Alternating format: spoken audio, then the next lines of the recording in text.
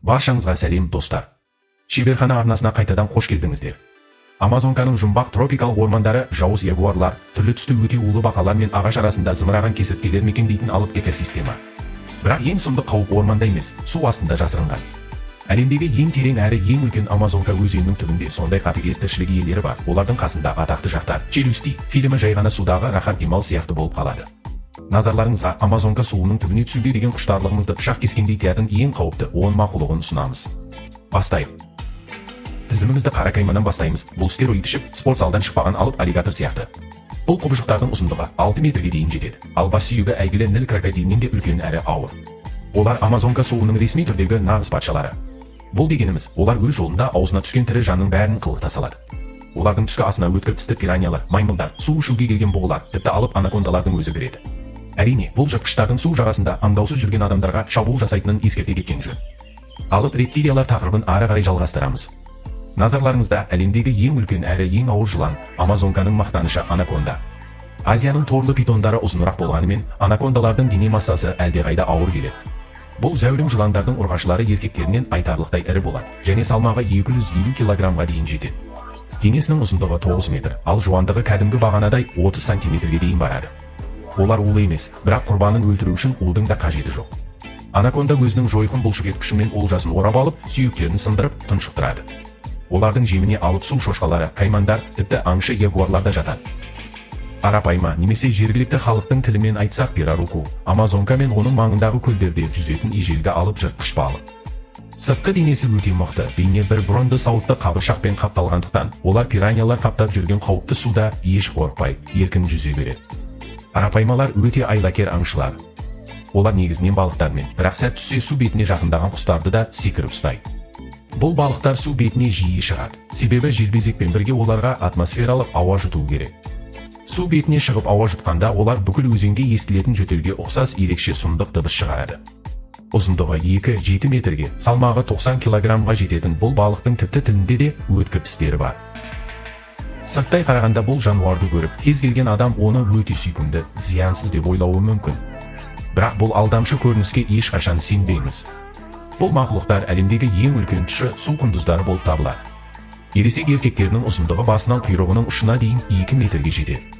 Олар жалғыз жүрмейді. 3-тен 8-ге дейінгі үлкен отбасылық топпен бірігіп, балықтар мен шаяндарға ұйымдасқан түрде аңшылық жасайды.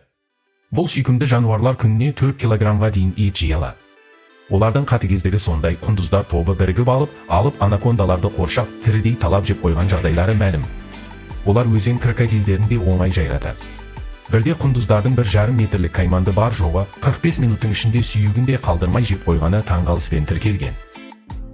Амазонка тек алып құбыжықтардың мекені деп ойласаңыз қателесесіз. Мұндағы көзге әрең көрінетін кішкентай тіршілік иелері де адам шошырлықтай қауіпті. Кангеру мөлдір, өте кішкентай паразиттік балық. Ол бүкіл әлемге өзенге келіп, су ішінде кіші дәрет сындырғысы келген кез келген ақымақтың несеп жолына уретра, сезімталдықпен кіріп кететіндігімен танымал болған.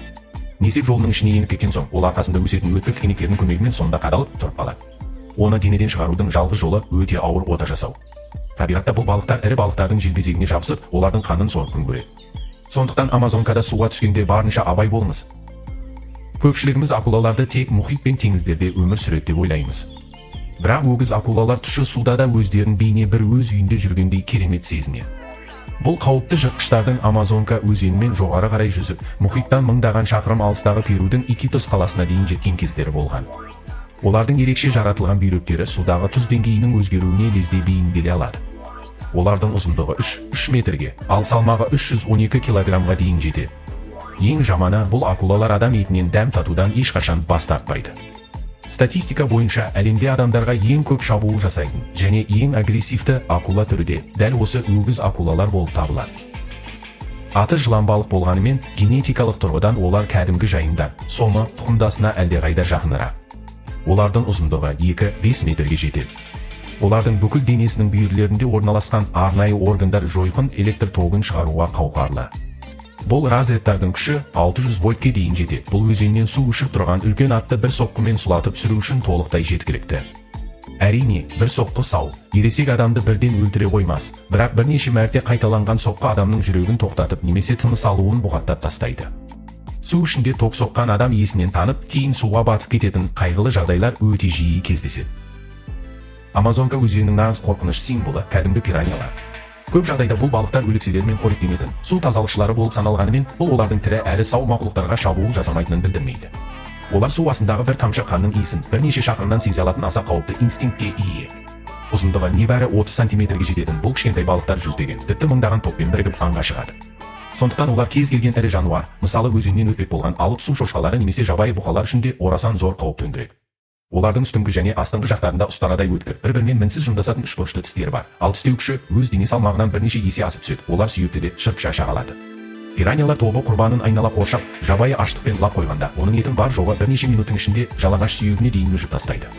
Су бетінің қанмен бірге қалай қайнап көбіктенетінін елестетіңізші. Бұл су астындағы нағыз тірідей тозақ. Көлемі шағын болғанымен, бұл балық өз денесінің жартысына тең келетін басқа балықтарды бір сәтте ұстап, бүтіндей жұтып жібере алатын өте қатыгез жыртқыш. Олардың жалпы ұзындығы 1-2 метрге дейін жетеді. Ең қызығы, олардың күнделікті негізгі асы біз жаңа айтқан қауіпті пираньялар. Осыдан-ақ бұл мақұлықтың қаншалықты деңгейде қауіпті екенін түсіне беріңіз. Төменгі жағынан ұзындығы 15 сантиметрге жететін екі үлкен азу тісі шығып тұрады. Бұл балықтар өз олжасына үлкен жылдамдықпен лап қойып, осы алып азулардың құрбанының денесіне вампир құсап тірідей шаншып алу үшін шебер қолданады. Ал бұл тіршілік иесі әйелдерге қарағанда еркек кіндіктілер үшін 1000 есе қорқынышты. Қоңыр папу пираньяның жақын туысы, бірақ оның ең басты ерекшелігі оның аузындағы тістері тура адамның тістеріне ұқсайды. Бұл тізімдегі басқалардан ерекшелігі, папулар барлық нәрсені жей береді, бірақ олардың негізгі диетасы суға түсетін ағаш жемістер мен қатты жаңғақтардан тұрады. Бірақ өкінішке орай кейбір папулар үшін жаңғақ тек ағаштан түспейтін сияқты. Иә, сіз дұрыс түсіндіңіз. Тарихта бұл балықтардың суда бейқам жүзіп жүрген еркектердің жыныс бездерін кәдімгі жаңғақ екенде тістеп, жұлып алған сұмдық жағдайлары болған. Папуа Жаңа Гвинеяда бірнеше ер адам осы балықтың шабуылынан кейін қансырап қайтыс болған. Ал бүгінгі күнге осы, достар. Менің шеберханам сіздің көңіл күйіңіз. Каналға тіркелуді ұмытпаңыздар. Сау болыңыздар.